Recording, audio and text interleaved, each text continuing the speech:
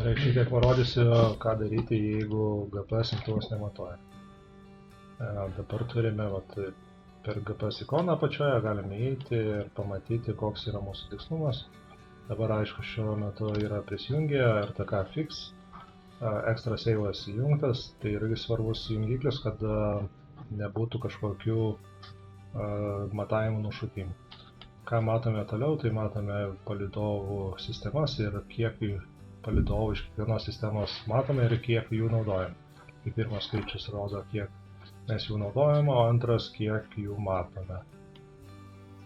Toliau, ką einam, pataisų amžius labai svarbu, kad jos nevėluotų, nes jeigu pradės vėluoti, nespės apsiskaičiuoti.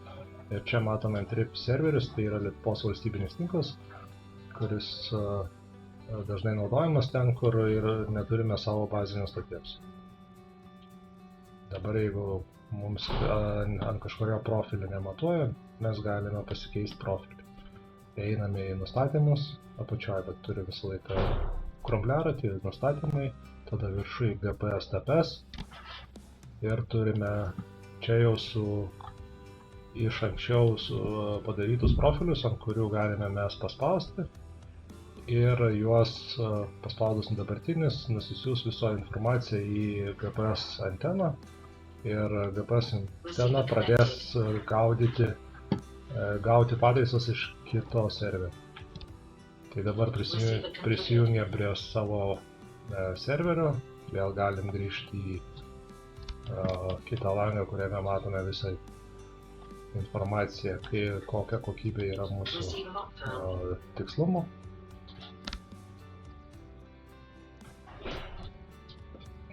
Įeiname.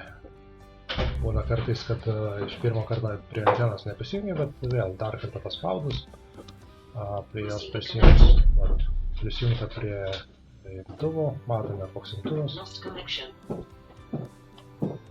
Šiek tiek reikės palaukti, kol jis susigaudys ir pradės sekti palydovus bei apskaičiuos palei pataisas tikslę poziciją.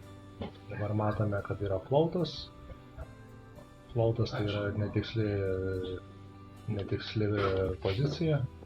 Tai šiek tiek palaukus turėtų atsirasti. Jeigu neatsiranda, aišku, galim tokį vieną triuką padaryti. Išjungti RTK Save.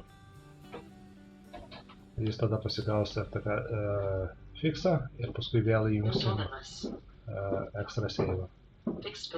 Ja, be Extra Save, tai yra be užtikrintos pozicijos, jis dažniausiai pasigauna tą tikslumą gerai, bet tai nėra patikimas sprendimas.